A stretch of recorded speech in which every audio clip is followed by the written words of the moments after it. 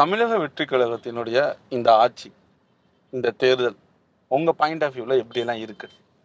இல்ல இப்ப தான் வந்து 5, 6 நாட்கள் ஆகுது அல்லது 10 நாள் கூட கூட நீங்க சொல்லிக்கிடலாம். அது உடனடியாக ஒரு 3 திட்டங்கள வந்து அறிமுகப்படுத்துறாரு. ஆ மதுக்கடைகள் 717 மதுக்கடைகள் மூடுறது தொடர்பா வந்து அறிக்கை குடுத்திருக்கிறாரு. வழிபாட்டு தலங்களோ, பேருந்து நிலையங்களோ, மக்கள் கூடும் இடங்கள்ல இந்த மாரியெல்லாம் இருக்கக்கூடாது. அதாவது பள்ளி வளாகங்கள் இந்த மாரி இடத்துல இருக்கக்கூடாதுன்னு சொல்லியிருக்கிறாங்க. 717. அது ஒரு வரவேற்கக்கூடிய ஏன்னா படிப்படியா வந்து குறைக்கணும். இது ஏற்கனவே வந்து கடந்த முறை திமுக அரசு இந்த திட்டத்த கொண்டு வந்து ஒரு 500 கடைகள மூடி இருக்கிறாங்க அப்படிங்கிறது இருந்தது. இப்போ 717 கடைகள்னு சொல்றாங்க. அது வந்து வரவேற்கக்கூடியது தான். அதேபோல வந்து போதைப்பொருள் தடுப்புக்கான ஒரு அது ஒரு திட்டத்த கொண்டு வந்திருக்கிறாங்க. சிங்கப்பெண் திட்டம் இந்த மாரி கொண்டு வந்திருக்கிறாங்க. இது எல்லாமே வரவேற்கக்கூடியது தான். ஆ இப்ப வந்து 717 கடைய மூடிட்டாங்கன்னா, அந்த 717 கடையில பணி செய்ற தொழிலாளர்களுடைய அவர்களுடைய பணிய எங்க அவங்களுக்கான வேலைவாய்ப்பு உறுதி செய்றது அப்படிங்கிறதும் ஒரு கேள்விக்குறியா இருக்கு. இப்ப இது எல்லாம் ஒரு தொலைநோக்கு பார்வையோடு செய்யக்கூடிய ஒரு வேலை திட்டம் தான். மதுக்கடைகள வந்து முழுமையா மூடணும், மதுவிலக்கு தான் வேணும் அப்படிங்கிறது விடுதலை சிறுத்தைகளுடைய நிலைப்பாடு. அந்த நிலைப்பாட்டில தான் நாங்க இன்னமும் இருக்கிறோம். படிப்படியாவது வந்து இப்ப 717 கடைகள் மூடுறாங்க அப்படின்னா, அது படிப்படியா இன்னும் கூடுதலா வந்து அவங்க செய்யணும் அப்படிங்கிறது தான் எங்களுடைய நிலைப்பாடு. அதுவே வந்து இப்ப வந்து 10 நாட்கள் ஆகுது. இனி போக போக தான் வந்து அவருடைய செயல்பாடுகள். இப்ப வந்து பிஎம்ஸ்ரீ இதுல வந்து நீங்க கையெழுத்து போடுங்கன்னு சொல்லி ஒன்றிய அரசு சொல்லுது. சரி அவங்களுடைய அதுல நிலைப்பாடு என்னவா இருக்கு? தமிழ்நாட்டுடைய நிலை அப்படிங்கிறது இருமொழிக் கொள்கை தான். அப்ப நீங்க பிஎம்ஸ்ரீயினுடைய இதுல நீங்க கையெழுத்து போட்டீங்கன்னா, அதுல உங்களுடைய பார்வை என்னவா அப்படிங்கிறது தெரியும். ஏறக்குறைய அது குலக்கல்வி திட்டம் தான். இதுல என்னவா இருக்கு பண்றாங்க? மாநில உரிமைகளை, மாநிலத்தினுடைய அடையாளத்தை, அதாவது தேசிய இனத்தினுடைய அடையாளத்தை பாதுகாக்கக்கூடிய அரசாக இது இருக்க வேண்டும் என்பது எங்களுடைய பார்வை. ஏன்னா மக்கள் ஆதரிச்சு 107 இடங்கள் குடுத்துருக்குறாங்க. பெரும்பான்மை இல்ல. ஆனால் இவர்கள் வந்து இருக்கிறதுல வந்து இவர்கள் வந்து கூடுதலா மத்த திமுக, அதிமுக விட இவர்களுக்கான வாய்ப்பு இருக்கு அப்படிங்கிறதுனால தான் விடுதலை சிறுத்தைகளும் அதுக்கான வாய்ப்பை நம்மளும் குடுக்கணும் அப்படிங்கிற அடிப்படையில நம்ம வந்து ஆதரவு குடுத்துருக்காரு எங்களுடைய தலைவர் எழுச்சி தமிழர் அவர்கள்.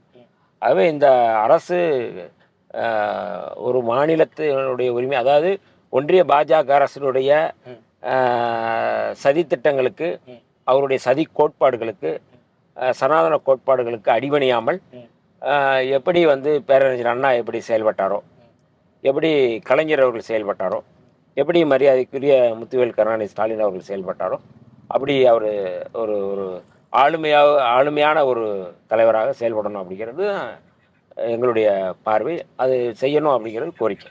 ஓகே. தேர்தலுக்கு முன், தேர்தலுக்கு பின் முதலமைச்சர் விஜய் எப்படி பார்க்குறீங்க? அதாவது தேர்தலுக்கு முன்னாடி வந்து ஒரு ஒரு சினிமாக்காரரா தான் நான் வந்து பார்த்தேன். அதில எந்த அ பார்வையும் இல்ல.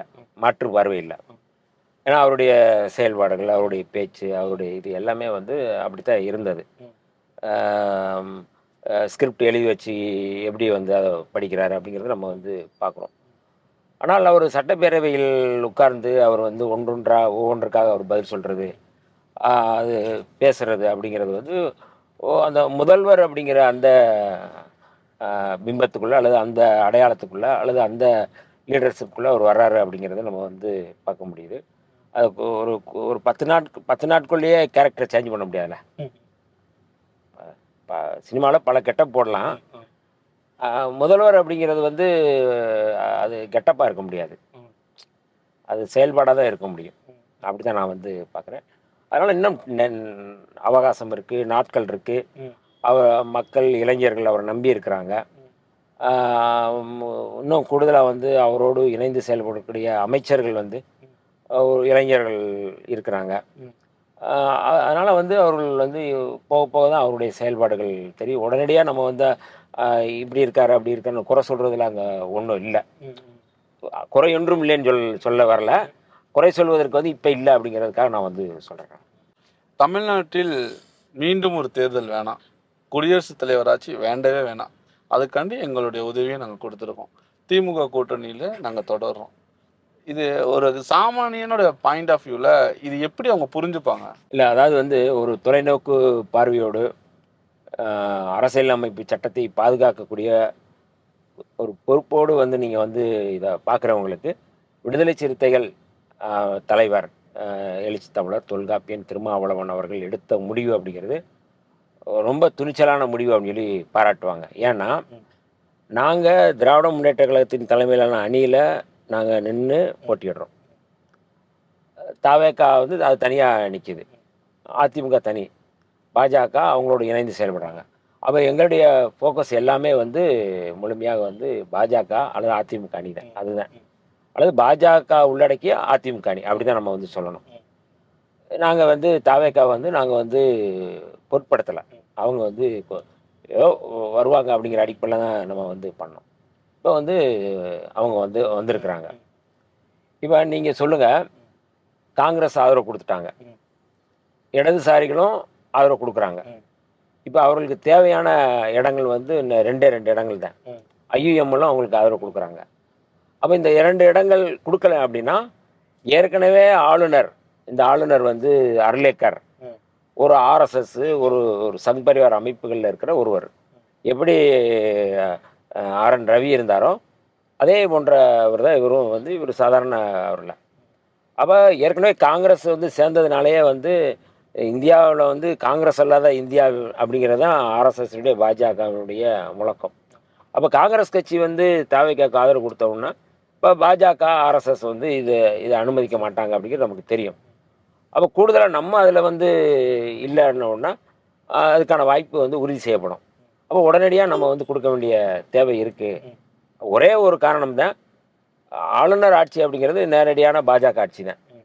அப்போ அது பாஜகவுக்கு எதிராக தான் நாங்கள் அணி திரட்டுறோம், அணி கட்டமைச்சோம். இப்போ திரும்பி வந்து அதே நிலைமையை வந்து நம்ம உருவாக்கக்கூடாது அப்படிங்கிற ஒரு பொறுப்பு, சமூக பொறுப்பு, ஒரு மாநிலத்தினுடைய உரிமையை பாதுகாக்கக்கூடிய பொறுப்பு, மாநில மக்களுடைய நலனை பாதுகாக்கக்கூடிய பொறுப்பு எங்களுக்கு இருக்குது அப்படிங்கிற அடிப்படையில் தான் நாங்கள் இந்த முடிவு எடுத்திருக்கோம்.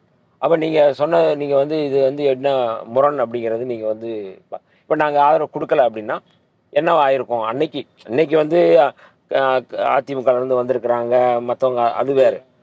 அந்த குறுகிய காலத்தில் ஆனால் உடனடியாக கடிதம் கொடுக்கணும், கடிதம் கொடுத்து பெரும்பான்மையை நாங்கள் நிரூபிப்போம்னு சொல்லி காட்டணும்.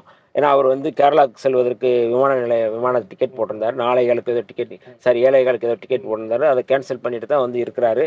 அன்றைக்கி நான் எல்லாருமே 2 சட்டமன்ற உறுப்பினர் நாங்கள் போகிறோம். இது எல்லாமே ஒரு ஒரு தேவையான ஒரு மிக முக்கியமான நெருக்கடியான ஒரு சூழலில் தான் எடுத்த முடிவு. அதை நாங்கள் விரும்பி வந்து சேரணும் அப்படிங்கிறத தாண்டி இது வந்து ஒரு மக்கள் விருப்பத்தை நிறைவேற்றக்கூடிய ஒரு பொறுப்பு இருக்கிற அடிப்படையில் நாங்கள் அதை வந்து செஞ்சுருக்கோம். அதனால் இதில் எந்த முரண்பாடும் இல்லை. இன்றைக்கி எல்லாருமே வந்து விடுதலை சிறுத்தைகள் வந்து எடுத்த நிலைப்பாட்டை வந்து மக்கள் வரவேற்கிறாங்க.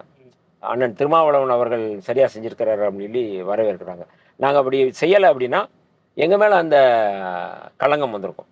இவங்களால தான் வந்து கவர்னர் ஆட்சி வந்துச்சு, இல்லைன்னா இவங்களால தான் இந்த மாதிரி ஆனது அப்படிங்கிறதுக்கான ஒரு நெருக்கடி வந்திருக்கும். அதிலிருந்து நாங்கள் வந்து எங்களுடைய கட்சியை, எங்களுடைய அந்த நன்மதிப்பை வந்து, எங்களுடைய தலைவர் அவர்களுடைய நன்மதிப்பு இதில் வந்து பாதுகாக்கப்பட்டிருக்கு.